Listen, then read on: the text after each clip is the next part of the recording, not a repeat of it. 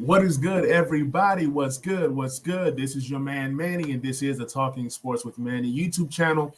Welcome to another episode of Talking Sports with Manny podcast. So today we're going to be talking to NBA. Plenty news, plenty storylines. There's all kinds of stuff going on right now in the NBA, and we're going to talk about it. This is going to be a super short show, super short stream, most likely 20 minutes.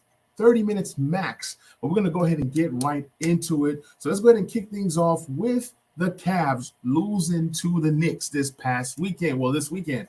And when I look at the Knicks are not a team that scares anybody, right? But the biggest thing is that Jalen Brunson is a leader. Bringing in Jalen Brunson into that team, it's a bigger acquisition than it was when they brought in Julius Randle. What Jalen Brunson brings to you is a go-getter, a scorer, a leader, even at his stature and size. He's that guy that can produce for you, and he's doing such a marvelous job for the Knicks currently. We're going to talk a little bit about Donovan Mitchell. Donovan Mitchell seems to not be a number one. Donovan Mitchell seems to be a guy that's a really good player, but he's not a superstar. Yes, he had a great regular season. He put up over 70-something points. Congratulations. But in the playoffs, it's about coming up big time. And when was the last time you seen Donovan Mitchell come up big time and lead his team deep into the playoffs? There's a reason why things didn't work out in Utah. Again, it's not a knock to Donovan Mitchell. Maybe if he had a better player than Gobert, or maybe Donovan Mitchell was number two on the team, that team could advance and that team could take strides. Maybe it's Donovan Mitchell and Darius Garland not matching up, not being a very good backcourt. Okay, maybe it's Evan Mobley and what's his name, the big center. Can't think of the big center right now, but maybe that pairing just doesn't work. Evan Mobley does give you that shooting touch, right? But at the same time, it's like there's something missing there. Why is it that the Cavs coach finally put Caris LeVert into the starting lineup? LeVert should have been in the starting lineup. So there's different things that are going on for this organization. And then the bench is like lackluster.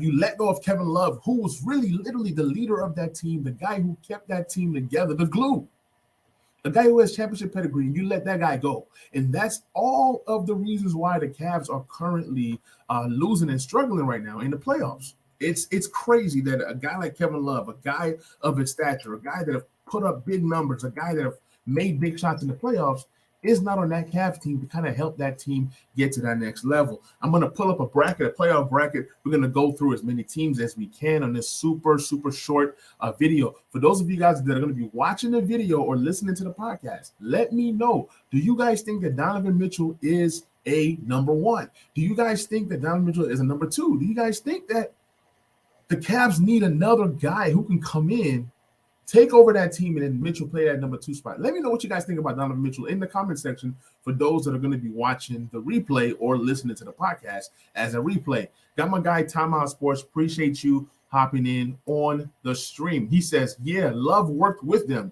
had a trio of bigs. Yes, they should have kept that trio of bigs because each big gave you something different. Love was more of that big. He can rebound, but he can also stretch the floor and give you that premier shooting. Evan Mobley was a little bit of both. And then the big guy. For some reason, I continue to forget this big guy in the middle for the Cavs. For some reason, I can't think of his name. Is it because he hasn't done much? I literally have to look up his name right now. The guy with the afro. I know his name, but for some reason, it continues to escape me. Just like I have not seen this guy in the playoffs. Granted, I haven't watched too many games of this Knicks and Cavs series. I kind of peep in, peep out. But at the end of the day, it's been a good series. But for some reason, things are just not meshing well. Jared Allen, I apologize, everybody. Jared Allen is the center. And let me look at what he's doing in the playoffs right now. Currently in the playoffs, Jared Allen is averaging 10 points and how many rebounds? 8 rebounds. 1.3 blocks. That's not enough. You need more out of your center position. And if this is what he's going to produce, you bench him. Evan Mobley, 10 points, 10 rebounds. Between these two guys, they're not giving you what you need in order to succeed. Now, Caris LeVert, like I said, I don't know why it took them this many games to make this guy a starter. He's averaging 14.5 points right now. He's solid. He's, has some size on him, 6'6". He should have been the guy to come in and help this lineup. Being that you're playing two smaller guys in Darius Garland and Donovan Mitchell. I understand that Donovan Mitchell is athletic. but at the same time, he just does not possess what you need. Like, it's just something missing with this Cavs team. Thank you so much, Time Out Sports. Yeah, Jared Allen. For some reason, he continued to escape. I just couldn't think of him. But yeah, the Cavs are in trouble. And let me pull up the NBA playoffs, and I'm going to share my screen. And we're going to go ahead and dive in on this super short episode. Share screen. And I haven't streamed in a while. So this is going to be fun. So here is where we are right now in the Eastern Conference, right? You got the Miami, the 8th seed, versus the Bucks, who are the 1 seed. We know the whole Giannis thing. Without Giannis, the Bucks are mediocre. Without Giannis, they're just not good enough. They're not good enough. And it's crazy that Giannis is that big of an impact for this Milwaukee Bucks. He dribbles the ball. He makes plays. He creates. He plays defense. He's the anchor. He does so much for the Bucks. And now that series is 2-1. And I believe that game 4 is tonight at 6:30 Central Time. So pretty much an hour from now, I will be tuned in on that game. I want to see. They're saying that Giannis is game 4. He's in question. It's unclear. So he might play. He might not play. If Giannis does not play, I look for the Bucks to win this game. I look for the Heat to win this game. Heat go up 3-1. With game 5 coming up on Wednesday, man, it can get interesting. That's all I'm gonna say. I'm not saying that the Heat are gonna win without Giannis, blase. What I'm saying is if the Miami Heat go up 3-1, things get really, really interesting. So I'm enjoying that series. I'm pulling for the Heat. Want to see somebody, different, and it's a different situation. The Heat have been good in the playoffs in the last few years. So you have the Hawks versus Boston. Hawks come in last night, pull off 2 nights ago, pull off an impressive win in game 3, and then you're thinking they're going to win in game 4. It was rather close, back and forth. Celtics finally pulled it off. Celtics, these guys made big shots after big shots after big shots. Celtics take that, and I think right now it's pretty much over. With game 5 being in Boston, I just don't see how the Hawks can pull this thing off. So now you're looking at a 4-1. If the Hawks win game 5 somehow by a miracle, then maybe they can push this to 7. But either way it goes, the Celtics have 2 shots to go ahead and end this series in 5 or 6. So we'll see what happens there. I think that one is pretty much over in 5. Now, here's a series that I was excited about. I was thinking this series was going to be good between the Philadelphia 76ers and the Brooklyn Nets. And then they ended up getting swept. It was a game that, even in game 1, they had that strategy versus Embiid. Even in game 2, they had the strategy double teaming him. And then now with the Embiid injury through the series, they were still able to kind of pull this thing off in a sweep. The Nets, they have a very, very solid team. What's his name? I can't think of his name. Mikal Bridges came in and literally showed that he is a star on the cusp of being a superstar. Now I'm hearing rumblings that Damian Lillard might get traded to Brooklyn Nets. I don't see how that happens. There's no scenario where that works. And if it does work, the Trailblazers have to get Mikal Bridges in that trade package. What obviously can the Nets offer besides picks? You need at least a young player coming in that could be something for the Trailblazers. That's why when KD left, boom, you get a Mikal Bridges, a young guy with upside, and look at him now. Bona fide superstar in the making. So, man, easy win for Philly. Now they're chilling, and they await the winner of the Hawks and Celtics. It's most likely going to be the Celtics, and that's going to be a favorable matchup, a great matchup for TV. I will be locked in. So we talked about this New York Cavs series, Donovan Mitchell not being the leader, all that good stuff. And also Julius Randle playing with ankle injury doesn't really matter. He's been bad. The main guy that's doing it for this team is Jalen Brunson. Jalen Brunson and Josh Hart has been huge. These are 2 new acquisitions for the Knicks, one coming in free agency and one coming at the trade deadline. These 2 have been really, really good.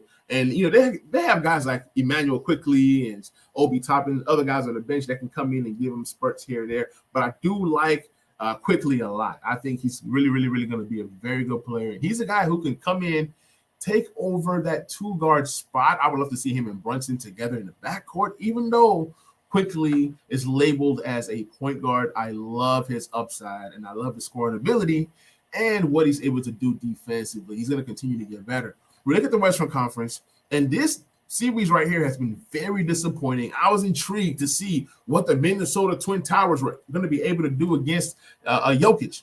Obviously, Jokic is unguardable. Obviously, nobody can stop Jokic in the NBA. But I just kind of figured this would be a old school basketball.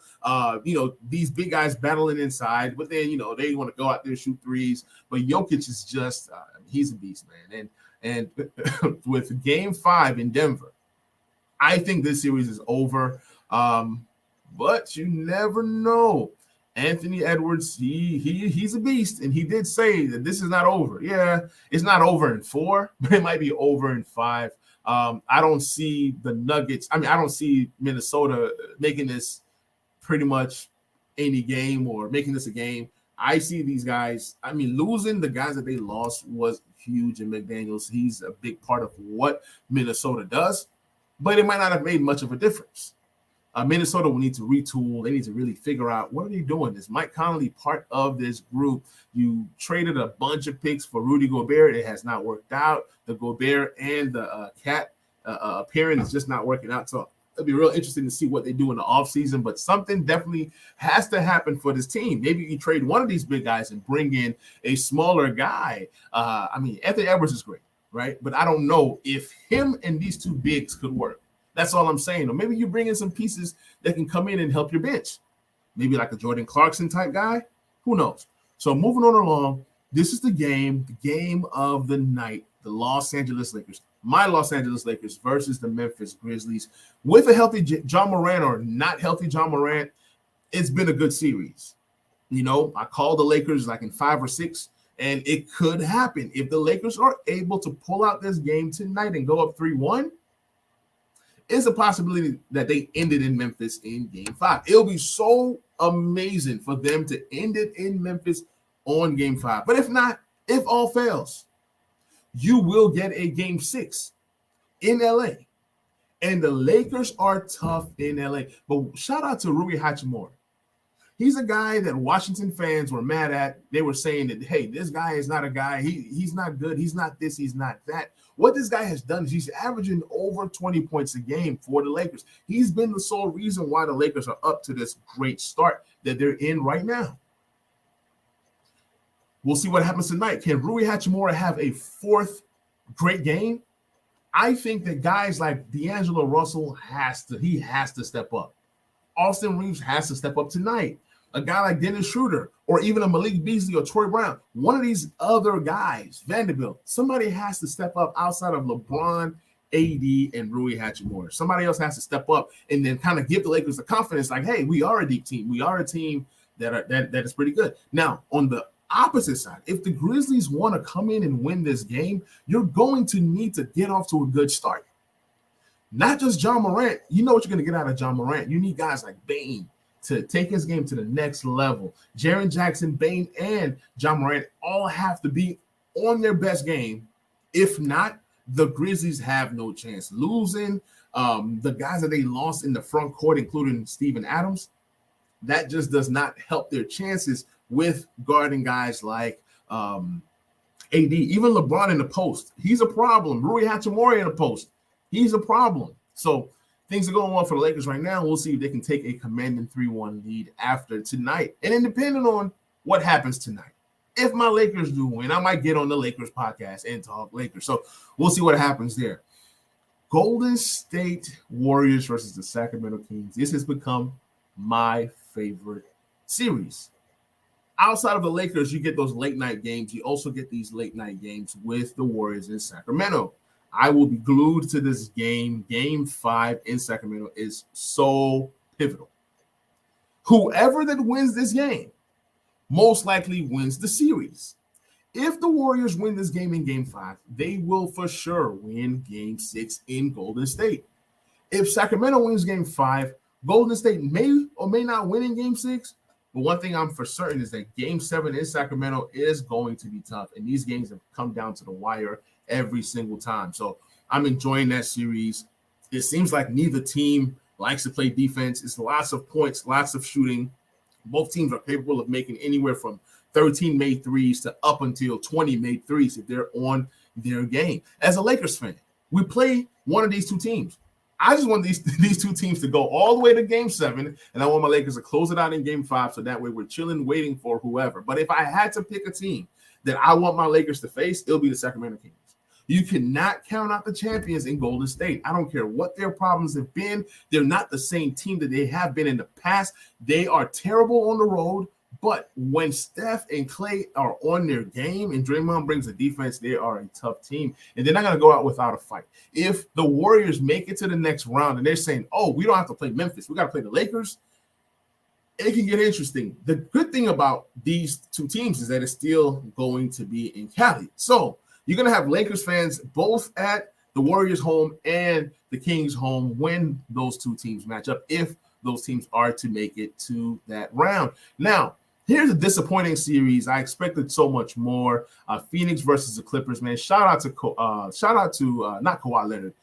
Stephen A. Smith said that he's one of the worst superstars in the league. And let me go in on Kawhi just a little bit. Kawhi wins Finals MVP for the Spurs, right? He was like the third, fourth, fifth option on that team, but he played so well in the finals, not only guarding LeBron James, but also putting up like 16 plus points a game, right? Similar to what Andre Iguodala has done in one Finals MVP. Now, he gets injured. He's doing what's best for him. He's load managing. He literally took this load managing thing to a whole nother level. So now he's load managing. He's doing this. He's doing that. Then he gets traded to Toronto. He gets to Toronto, a team that had Fred VanVleet, Norman Powell, Pascal Siakam, OG Anunoby. So many talented guys on that Raptors team. It just was not Kawhi. Kawhi happened to be the best player, but who was Kawhi even guarding? They lost KD, they lost Clay, and that series still went 6. I'm not discrediting Kawhi Leonard, but we need to stop putting Kawhi Leonard on the same level as players like KD, LeBron, and the rest of them. He's a second-tier star. He's a second-tier superstar, if you will. He's not on that level as LeBron. He's not on that level as KD. So don't give me Kawhi has 2 Finals MVP and 2 championships. So does KD. They're not the same players. They're not the same level. And then with this whole load management crap, it gets worse and worse and worse for Kawhi. But shout out to Russell Westbrook. He's been leading his team. He's doing the best that he can. He's a guy that they literally grabbed for free in the buyout market. This might be the best buyout purchase, the best buyout acquisition in NBA history, because Russell Westbrook wasn't working out in LA. But he's working out, with the LA Lakers, he's working out with the LA Clippers. Because for one, the Clippers needed a point guard. The Lakers did not necessarily need a point guard like Russell. They needed a point guard that can play off ball at times because LeBron is so ball dominant, which is why LeBron and D'Lo, they do work, but you would need a better shooting point guard, a guy who shoots as well as, let's say, a Seth Curry. A Seth Curry with LeBron is a perfect pairing because Seth Curry is good enough to kind of handle the ball, create just a little bit, but then play off the ball from a guy like LeBron, and then you can dish it to him for the shot. D'Lo makes those shots, but he does not make those shots at a high clip. He's a little scoring point guard. But anyways, that's beside the fact. The Clippers went from guys like every point guard in the league, including John Wall. They were searching for that point guard. Now they finally get their guy, and they're going to have to pay Russell Westbrook next year. I think that's where Russell Westbrook plays out the rest of his career. It seems like a good pairing. He wants to be in LA, but he chose the wrong LA team. He's on the right LA team now, and I think he fits what they like to do. If Paul George and Kawhi were healthy with the Westbrook, this series would have been way more interesting. So I think that Game 5 ends tomorrow night in Phoenix. So that series is over in 5 because, Kawhi just continues to miss games. It says, frustrated, Kawhi misses Game 3. Kawhi is not frustrated. We don't know what Kawhi has no emotions. We don't know if he's frustrated. We don't know if he's happy, mad, or sad. That's just who Kawhi is. I hope you guys enjoy this episode. In the comment section, you guys let me know. Who do you guys think end up in the next round? Do you think that the Lakers make it to the next round, or is it Memphis? Do you guys think it's going to be the Clippers the Suns in 5?